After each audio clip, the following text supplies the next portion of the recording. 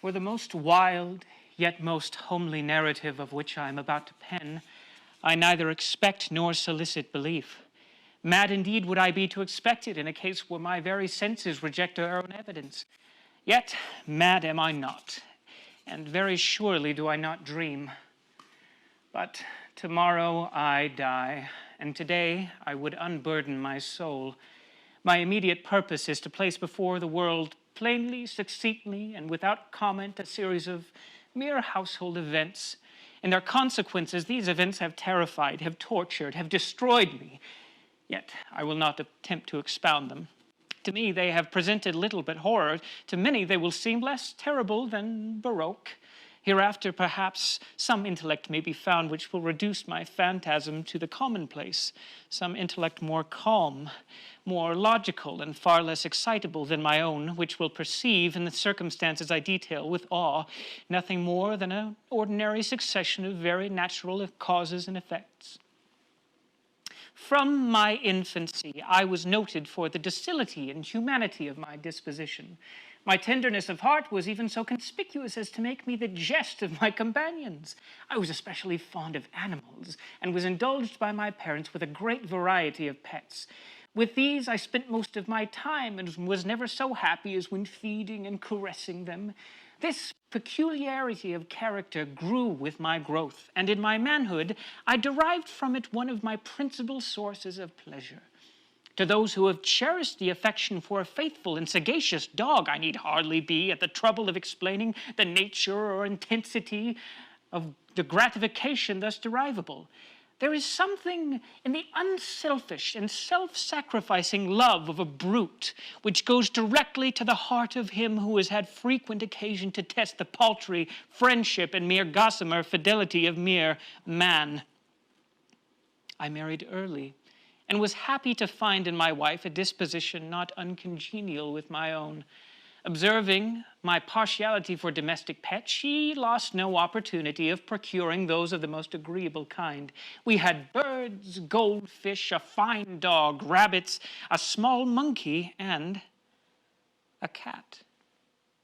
This latter was remarkably large and a beautiful animal, entirely black and sagacious to an astonishing degree. In speaking of his intelligence, my wife, who at heart was not a little tinctured with superstition, made frequent allusion to the ancient popular notion which regarded all black cats as witches in disguise. Not that she was ever serious upon the point. And I mention the matter at all for no better reason than just as it happens to come to mind now. Pluto, this was the cat's name, was my favorite pet and playmate. I alone fed him, and he attended me wherever I went about the house. It was even with difficulty that I could prevent him from following me through the streets. Our friendship lasted in this manner for several years, during which my general temperament and character, through the instrumentality of the fiend intemperance, had, I blush to confess it, experienced a radical alteration for the worse. I grew day by day more moody, more irritable, more regardless of the feelings of others.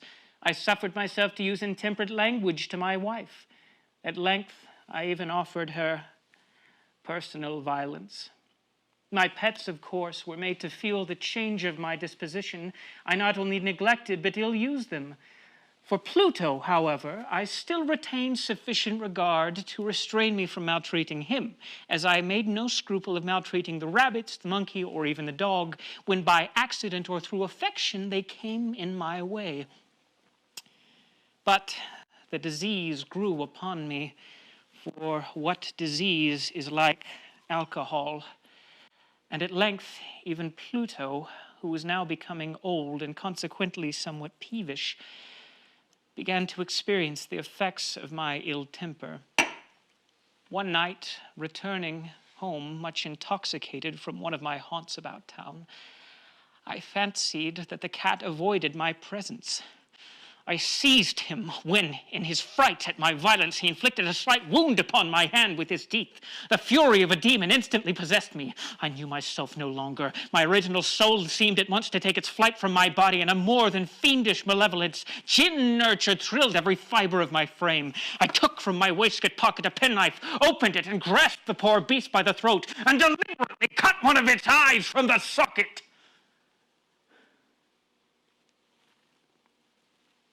I blush, I burn, I shudder while I pen the damnable atrocity. When reason returned with the morning, when I had slept off the fumes of the night's debauch, I experienced a sentiment half of horror, half of remorse for the crime of which I had been guilty. But it was at best a feeble and equivocal feeling, and the soul remained untouched. I again plunged into excess and soon drowned in wine all memory of the deed. In the meantime, the cat slowly recovered. The socket of its lost eye presented, it is true, a frightful appearance, but he no longer appeared to suffer any pain. He went about the house as usual, but, as might be expected, fled in extreme terror at my approach. I had so much of my old heart left as to be at first grieved by this evident dislike on the part of the creature which had once so loved me, but this feeling soon gave way to irritation. And then came, as if to my final and irrevocable overthrow, the spirit of perverseness. Of this spirit, philosophy takes no account, yet I am not more sure that my soul lives than that I am that perverseness is one of the most primitive impulses in the human heart, one of the indivisible primary faculties or sentiments which give direction to the character of man. Who has not 100 times found himself committing a vile or silly action than for no other reason than because he knows he should not? Have we not a perpetual inclination in the teeth of our best judgment to violate that which is law merely because we understand it to be such? The spirit of perverseness, I say, came to my final overthrow. It was this unfathomable longing of the soul to vex itself, to offer violence to its own nature, to do wrong for the wrong's sake only, that urged me to continue and finally to consummate the injury which I had inflicted upon the unoffending brute. One morning, in cool blood, I slipped a noose about its neck and hung it to the limb of a tree. Hung it with the tears streaming from my eyes and with the bitterest remorse of my heart. Hung it because I knew that it had loved me and because I felt it had given me no reason of offense. Hung it because I knew that in doing so I was committing a sin, a deadly sin that would so jeopardize my immortal soul as to place it, if such a thing is possible, even beyond the reach of the most infinite mercy of the most merciful and terrible God. On the night of the day on which this cruel deed was done, I was aroused from sleep by the cry of fire. The curtains of my bed were in flames. The whole house was blazing. It was with great difficulty that my wife, a servant, and myself made our escape from the conflagration. The destruction was complete. My entire worldly wealth was swallowed up, and I resigned myself thenceforth to despair. I am above the weakness of seeking to establish a sequence of cause and effect between the disaster and the atrocity, but I am detailing a chain of facts and wish not to leave out even a possible link. On the day succeeding the fire, I visited the ruins. The walls, with the exception of one, had fallen in. This exception was found in a compartment wall, not very thick, which stood about the middle of the house, and against which had rested the head of my bed. The plastering had here, in great measure, resisted the action of the fire, a fact which I attributed to its having recently been spread. About this wall, a dense crowd were collected, and many persons seemed to be examining a particular portion of it with very minute and eager attention. The words, strange, singular, and other similar expressions excited my curiosity. I approached and saw, as if graven in bas-relief upon the white surface, the figure of a gigantic cat. The impression was given with an accuracy truly marvelous. There was a rope about the animal's neck. When I first beheld this apparition, for I could scarcely regard it as less, my wonder and my terror grew extreme.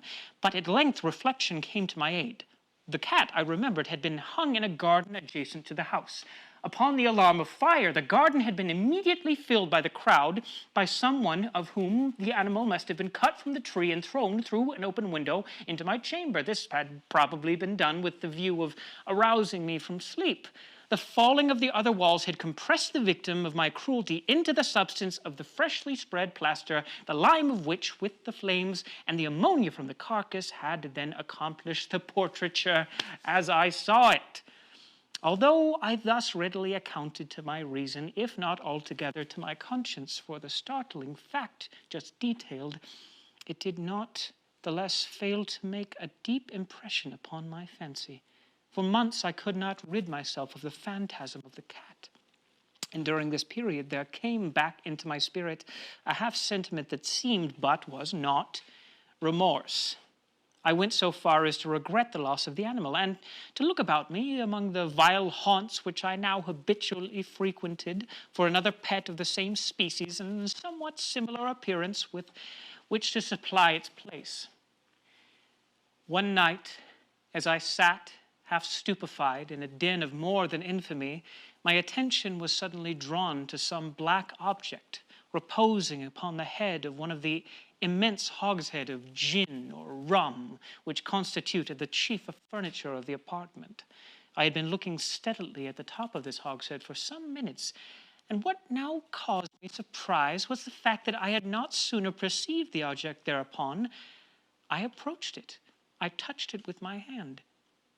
It was a black cat, a very large one, fully as large as Pluto and closely resembling him in every respect but one. Pluto had not a white hair upon him any portion of his body, but this cat had a large, although indefinite, splotch of white covering nearly the whole region of the breast. Upon my touching him, he immediately arose, purred loudly, rubbed against my hand, and appeared delighted with my notice. This, then, was the very creature of which I had been in search. I had once offered to purchase it from the landlord, but this person made no claim upon it, knew nothing of it, had never seen it before. I continued my caresses, and when I prepared to go home, the animal evinced a disposition to accompany me. I permitted it to do so, occasionally stooping and patting it as I proceeded. When it reached the house, it domesticated itself at once and immediately became a great favorite with my wife. For my own part, I soon found a dislike to it arising within me. This was just the reverse of what I had anticipated, but I know not how or why it was. Its evident fondness for myself rather disgusted and annoyed. By slow degrees, these feelings of disgust and annoyance rose into the bitterest of hatred. I avoided the creature, a certain sense of shame and the remembrance of my former deed of cruelty preventing me from physically abusing it. I did not for some weeks strike or otherwise violently use it, but gradually, very, very gradually, I came to look upon it with unutterable loathing, and to flee silently from its odious presence as from the breath of a pestilence. What added, no doubt, to my hatred of the beast was the discovery that on the morning after I brought it home, that, like Pluto, it had also been deprived of one of its eyes. This circumstance, however, only endeared it to my wife, who, as I have already said, possessed in a high degree that humanity of feeling which had once been the distinguishing trait and the source of my simplest and purest pleasures. With my aversion to this cat, however, its partiality for myself seemed only to increase.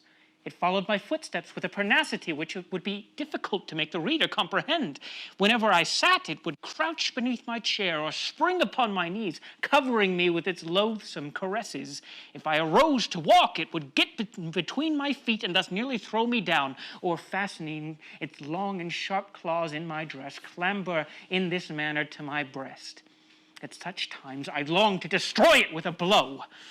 I was yet withheld from so doing, partly because memory of my former crime, but chiefly let me confess it at once, by absolute dread of the beast. This dread was not exactly a dread of physical evil, and yet I should be at a loss how otherwise to define it.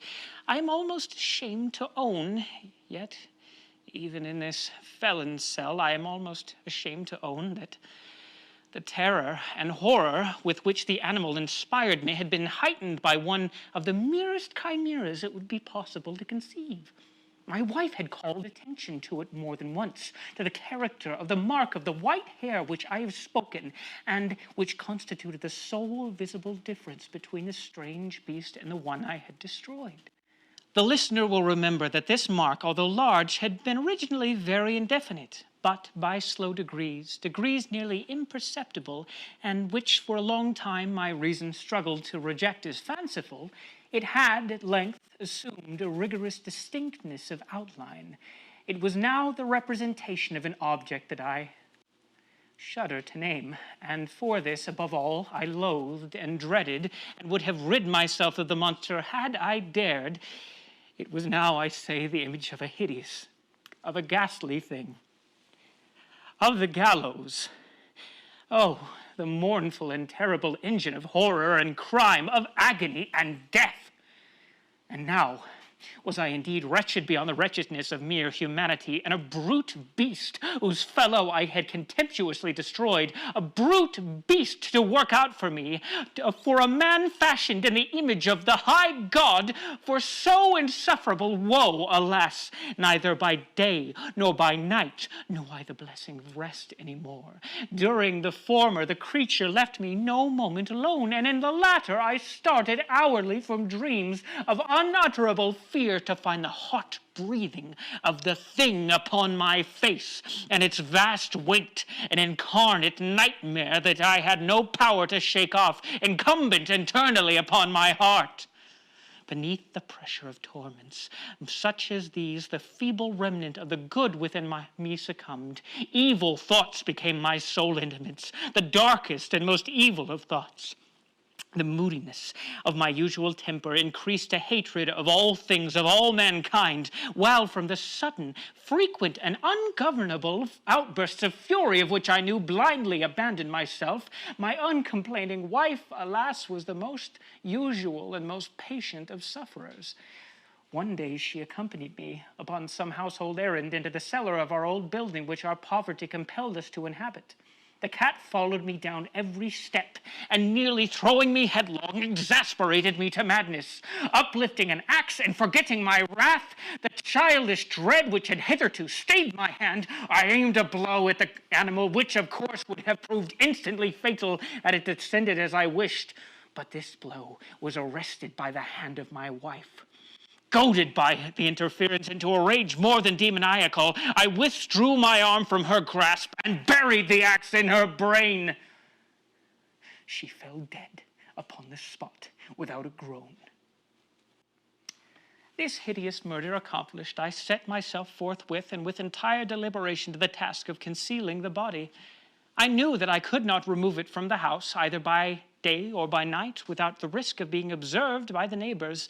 Many projects entered into my mind. At one period I thought of cutting the corpse into minute fragments and destroying them by fire.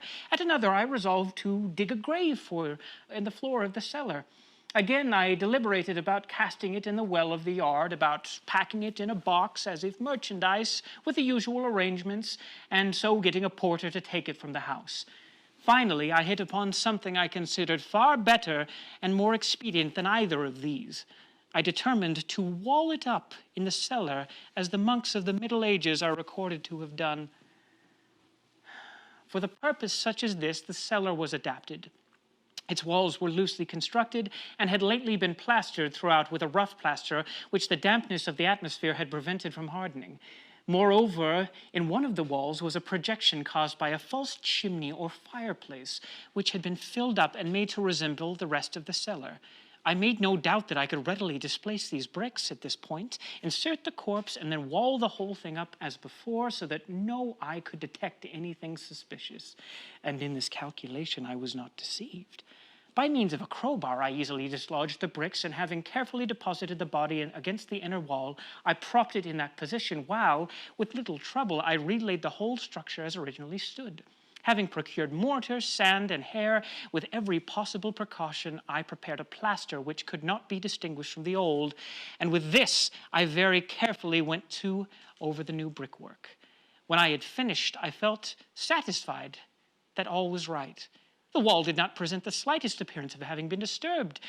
The rubbish on the floor was picked up with the minutest care. I looked around triumphantly and said to myself, here, at last, at least, my labor has not been in vain. My next step was to look for the beast which had been the cause of so much wretchedness, for I had at length firmly resolved to put it to death. Had I been able to meet with it at that moment, there could be no doubt of its fate. But it appeared that the crafty animal had been alarmed by the violence of my previous anger and forborne to present itself in my present mood. It is impossible to describe or imagine the deep, blissful sense of relief which the absence of the detested creature occasioned in my bosom. It did not make its appearance during the night, and thus for one night at least, since its introduction into the house, I soundly and tranquilly slept. I slept even with a burden of murder upon my soul. The second and the third day passed, and still my tormentor came not. Once again I breathed as a free man. The monster in terror had fled the premises. I should behold it no more. My happiness was supreme. The guilt of my dark deed disturbed me but little. Some few inquiries had been made, but these had been readily answered. Even a search had been instituted, but of course nothing was to be discovered. I looked upon my future felicity as secured. Upon the fourth day of the assassination, a party of police came very unexpectedly into the house and proceeded again to make rigorous investigation of the premises. Secure, however, in my inscrutability of the place of my concealment, I felt no embarrassment whatsoever. The officers bade me accompany them in their search. They left no nook or corner unexplored. At length, for the third or fourth time, they descended into the cellar. I quivered not a muscle. My heart beat calmly as one who slumbers in innocence. I walked the cellar from end to end. I folded my arms upon my bosom and roamed easily to and fro. The police were thoroughly satisfied and prepared to depart. The glee in my heart was too strong to be restrained. I burned to say, as if but one word, by way of triumph, and to render doubly sure their assurance of my guiltlessness. Gentlemen, I said at last as the party ascended the steps, I am delighted to have allayed your suspicions. I wish you all health and a little more courtesy. By the by, gentlemen, this is a very well-constructed house. And the rabbit desired to say something easily and scarcely knew what I uttered at all. I may say a very excellently well-constructed house. These walls... Are you going, gentlemen? These walls are solidly put together, and here, through the mere frenzy of bravado, I rapped heavily with a cane, which I held in my hand, upon that very portion of the brickwork behind which stood the corpse of the wife of my bosom. But may God shield and deliver me from the fangs of the arch-fiend. No sooner had the reverberation of my blow sunk into silence than I was answered by a voice from within the tomb, by a cry, at first muffled and broken, like the sobbing of a child, and then swelling into one long, loud, and continuous scream, utterly anomalous and inhuman. A howl, a wailing shriek, half of horror and half of triumph, such as might have arisen only out of hell, conjointly from the throats of the damned in their agony, and the demons that exult in that damnation. Of my own thoughts, it is folly to speak. Swooning, I staggered the opposite wall. For one instant, the party upon the stairs remained motionless, through extremity of the terror and awe.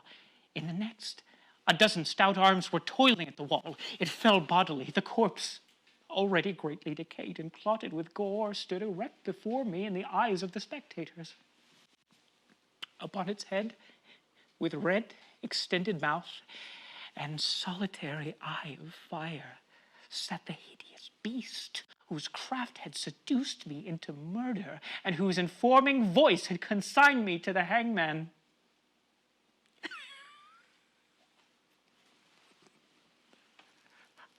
I had walled the monster up within the tomb.